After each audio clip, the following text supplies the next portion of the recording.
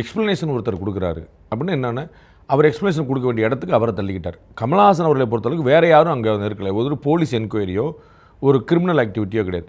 அவர் ஒரு ஆக்டிவிட்டியில் இருந்தார், அதை அப்படியே மாற்றி வேற ஒரு இடத்துல அவர் நகர்ந்துக்கிட்டார். அது ஏன் அப்படின்னு அவங்க எல்லாருக்குமே இந்த கேள்வி எழுந்துக்கிட்டே இருக்குது. அதன் மூலமாக அவருடைய ஓட்டு, அவருடைய இமேஜ் பெருசாக சரிஞ்சது. அதனால் நான் ஏன் இதை செஞ்சேன் அப்படின்னு சொல்ல நேர்ந்தது. இவ்வளோதான்.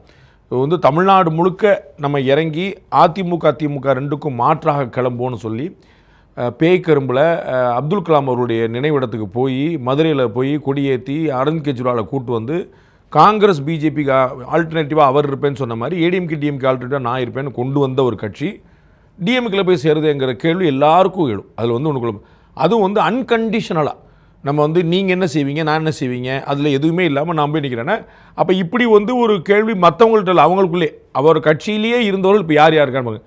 திருமதி கமிலா நாசர் இருந்தாங்க, இருக்கிறான்னு பாருங்கள். ஒரு ரிட்டையர்டு போலீஸ் ஆஃபீஸர் இருந்தார், இருக்கிறாரான்னு பாருங்கள். இப்போ கோவை சார்லாம் வந்திருந்தாங்க, இருக்காங்களான்னு பாருங்கள்.